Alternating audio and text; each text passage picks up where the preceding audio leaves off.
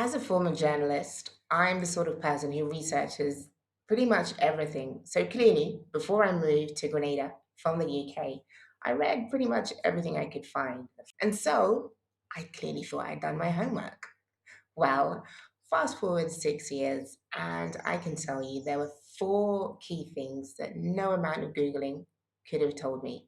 The reality is I probably did have to learn them the hard way by slowly working out who on this island I could actually trust. And the reality is that many of these ups and downs have cost me real money.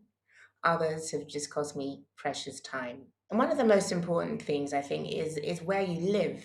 I thought, as someone who's been coming to Grenada since 1987, I thought location was the easy one. You look at the areas, compare the prices, think about safety, commute times, the views. But what you can't Google and what you can't chat GPT is what a place will really do to your sense of belonging, if that's something that matters to you. So I live in a gated community, and on paper, it ticks every box. It's secure, it's comfortable, easy, beautiful. And I'm grateful for all of those things. But I'll be honest with you, it's also a little bit like a bubble. There are stretches where I don't feel like I'm truly in Grenada at all, which after 6 years is a good and a bad thing. And also for my children, it cuts both ways. It's safe and easy, but it's also held them slightly apart from the actual life of the island. No one could have told me what that feels like or how it would impact the way in which we experience the island. I could never have got that from a listing.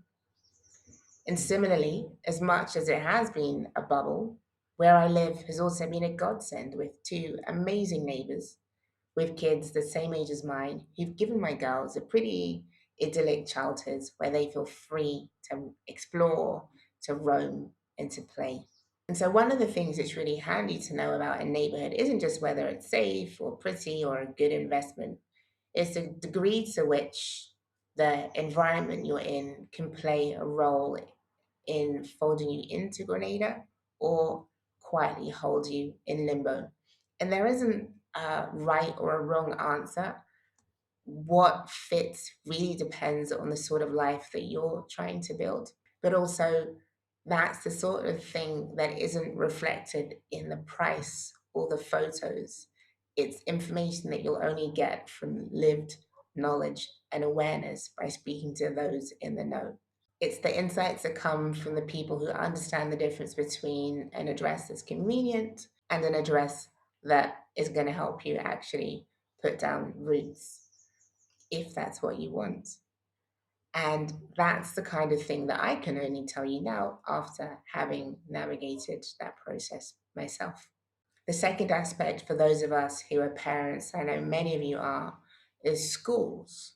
So I thought choosing a school was about finding a good one. You look at the academics, the facilities, the class sizes, the sort of things that any parent typically looks for. Since 2015, my kids have been through three different schools on the island. We landed at one that mostly caters to international families and was easy to recommend on paper. In that time, there have been a number of orange flag moments that have made me question my choices, most of which I won't share here. But one example that happened earlier this week is that my 9 year old, who's actually lived in Grenada for more than half her life, asked me what the revolution was. And if you know Grenada, you might imagine how that lands. The revolution is really central to who this country is. And my child, who spent 5 years on this island, had somehow floated clean over it.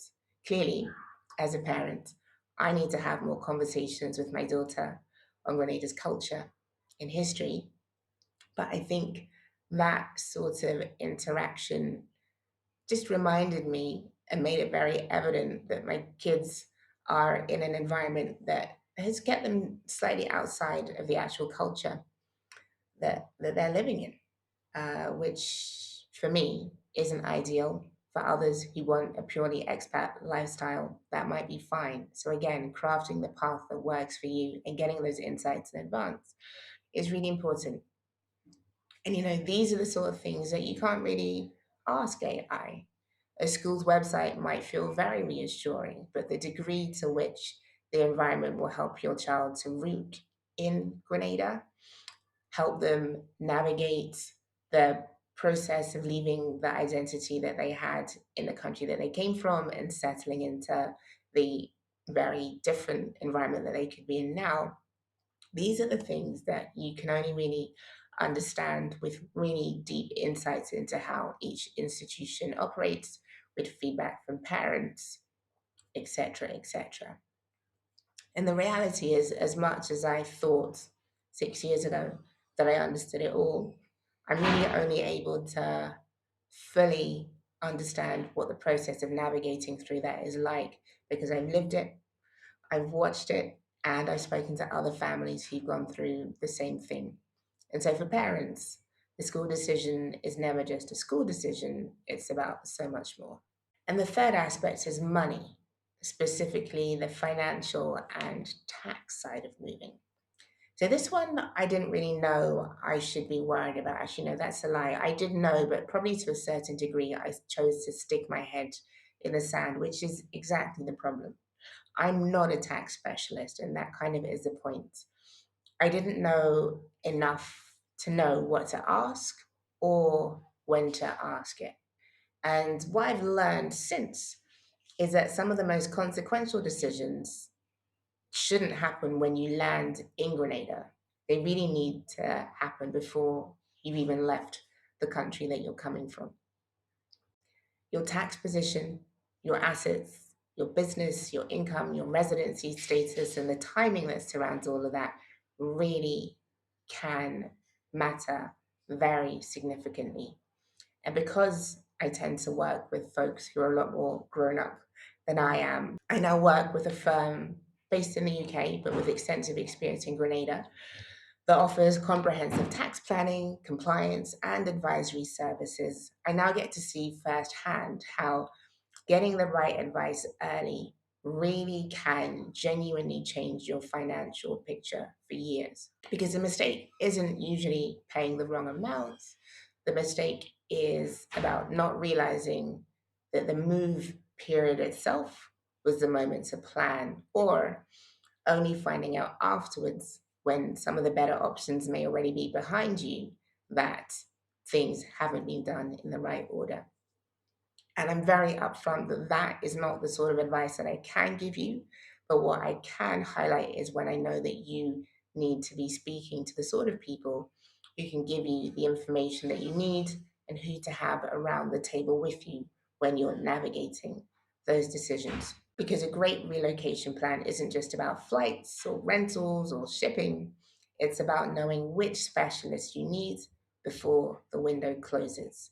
And that's what I see too many people missing. And lastly, there's construction. In my case, my house in the country, which for those of you watching since the beginning has almost become a running joke on this channel, except it's not funny when you add up what it's cost me. The latest update is that a bunch of jabs took it over, poured oil all over the place, and so I now have a cleanup job on top of the refurbishment work that should have been ongoing. I started refurbishing the property back in 2020 before I'd even arrived in Grenada. When I got here, I saw that the work had been so poorly done that it had to be ripped out completely and installed a second time. And as I'm talking to you now, it's pretty much looking like it might need to be done for a third time. And so that money, stress, and lost hours can lead to a very particular sort of exhaustion and frustration, which is so far from ideal. Luckily, it's not my primary residence, but for those who do get stuck in construction nightmares, it really is quite an unpleasant experience. And here's what no search result will ever tell you. It won't tell you really who can be trusted to do the work because there is no real trusted trader or yellow pages equivalent here. It won't identify who's just good at talking or who's just good at starting. It might not tell you who's actually going to finish the job or who will quietly cost you twice. The right builder, the real cost, the difference between work that lasts and work you'll be tearing out next year, that knowledge in Grenada lives almost entirely in relationships and reputation. And it's one of the things that's least Googleable about the island. And one of the most expensive things that folks can get wrong. You know, if I'd had the right person behind me and the right budget from the start, my last few years probably would have looked very different. And so, if you're looking at land or thinking about building or already imagining views from your tropical veranda, please hear me on this. Don't fall in love with the dream before you understand the access, the roads, the utilities, the drainage, the slope, title, planning, where you're going to find the materials on an island of 120,000 people, and who's going to do the work. Because the land can be beautiful, and if not managed well, it can still be a problem that can actually become a nightmare. And so those are the four. I hope that doesn't sound like doom and gloom, but I think it's all about what does it look like to move intentionally and with your eyes open. So, where you live, where your children go to school, the financial decisions you need to make before you arrive, and who to trust if you're buying land, renovating, or building. I hope you'll notice what they all have in common, because none of them really is about just information. For me, I had information. I thought I'd done my research. You know, I'm a journalist, I can handle this stuff. But the problem wasn't information, it was judgment. Who do you actually trust here? What matters now and what can actually wait? Which are the decisions that need a specialist? Which are the areas that really do need local knowledge? And what are the aspects that can and what are the aspects that can seem really simple from overseas but become pretty expensive once you're here and you've realized you've gone down the wrong path? And I think that's what I offer with the Exodus Collective and the years on the ground that goes beyond just the pure facts, but also the context, the judgment, and really importantly here in Grenada, the relationships. Because the ability to see what's an expensive mistake before you've even made it can solve lots of pain in the future. And I don't want to be doom and gloom. I still believe Grenada can be a beautiful place to build a life. You know, I wouldn't still be here if I didn't.